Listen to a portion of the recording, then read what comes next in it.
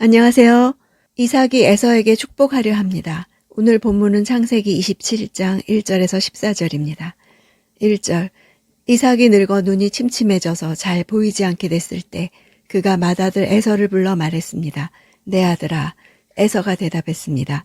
제가 여기 있습니다. 에서의 결혼이 40세에 이루어졌음을 밝히는 26장 마지막 부분과 이때는 37년의 시간 간격이 있습니다.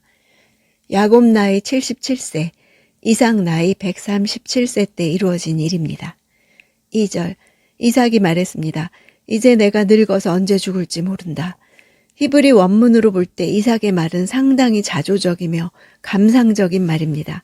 늙어서라는 말도 이어 나오는 모른다라는 부정적인 말과 같이 쓰여서 자기 비하적인 말로 들립니다. 이삭이 에서를 향해 지금 자신을 늙어 참으로 아무것도 알지 못하는 비참한 상태에 있음을 푸념하는 것이 됩니다. 137세였던 이삭은 이후로 43년을 더 살았고 180세에 이르러서야 죽었습니다. 이삭은 죽음의 두려움 때문에 서둘러 아들에게 축복을 주려 한 것이었습니다. 4절. 그리고 내가 좋아하는 맛있는 음식을 만들어 가져오너라. 내가 먹고 죽기 전에 너를 축복하고 싶구나. 좋아하는 이란 단어는 부모가 자식을 사랑하거나 남편이 아내를 사랑하거나 하나님을 사랑하는 경우에도 사용된 단어입니다. 이삭은 에서가 잡은 동물의 요리를 단지 좋아하는 정도가 아니라 과도하게 열망했다는 느낌을 갖게 합니다. 마치 에서에게 복을 빌어주기 위해 별미를 요구하는 것이 아니라 별미를 즐기기 위해 축복을 약속하는 것과 같이 보입니다. 이 정황은 에서가 장자권을 야곱에게 넘긴 일과 비슷한 점을 지니고 있습니다. 이삭은 여호와의 계시를 받은 리브가를 통해 차남 야곱이 아브라함 가문의 후계자여 언약의 계승자가 될 것이라는 사실을 들은 바 있었지만 장남에 대한 편애 때문에 하나님의 거룩한 뜻에 반해 에서에게 언약의 계승권을 넘겨주려 했습니다. 장자권을 이미 동생에게 팔아버린 에서가 전혀 거리낌 없이 축복을 받으려 하는 것으로 봐서 그는 장자권과 축복을 두 개의 다른 이슈로 보고 있다는 것을 알 수 있습니다. 5절. 그때 마침 리브가가 이삭이 그 아들 에서에게 말하는 것을 들었습니다. 에서가 사냥에 오려고 들로 나가자.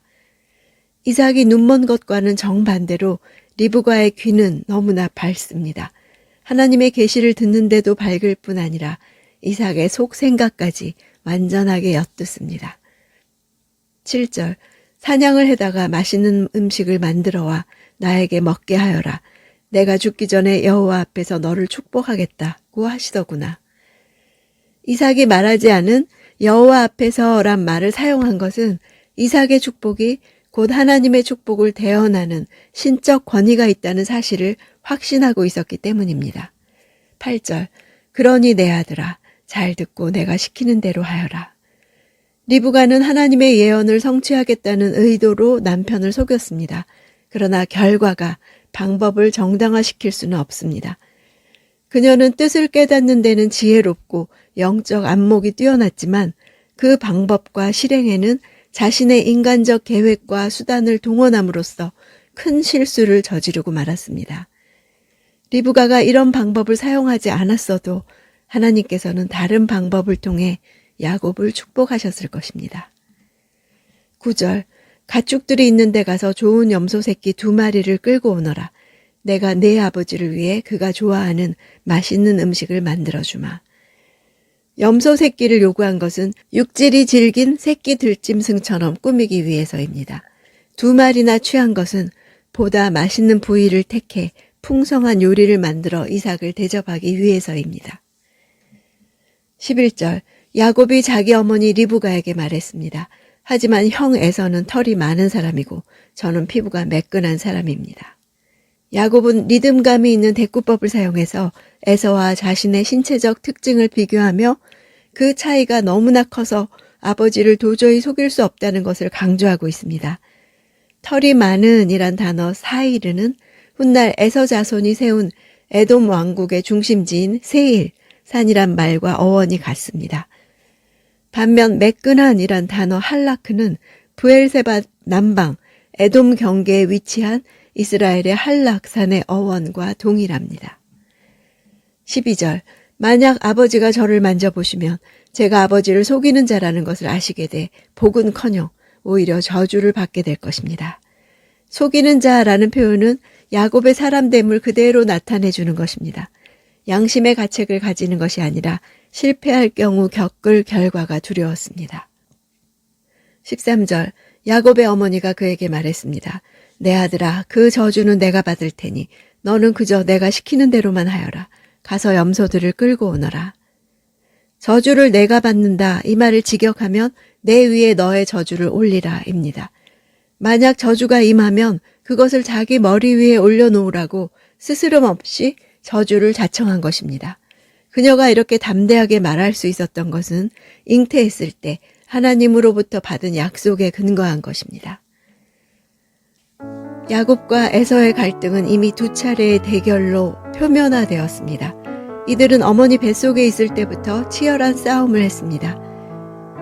또한 야곱이 팥죽 한 그릇으로 형의 장자권을 가로챈 일이 있었습니다.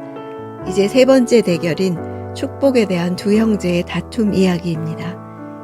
이삭은 하나님의 계시를 따르기보다는 세상의 순리에 따라 장자인 에서를 축복하려 했습니다. 저자는 그가 시력을 거의 잃었다는 말로 하나님의 계획을 볼 수 있는 영적 시력마저도 잃었음을 말해줍니다. 반면에 리브가는 동생을 더 크게 하시겠다는 하나님의 섭리에 순종해서 남편을 속이면서까지 야곱이 아버지의 축복을 받도록 했습니다. 리브가의 모든 행동을 긍정적으로 볼 수 없지만 하나님의 섭리를 실천하려는 의지만큼은 높이 살만합니다.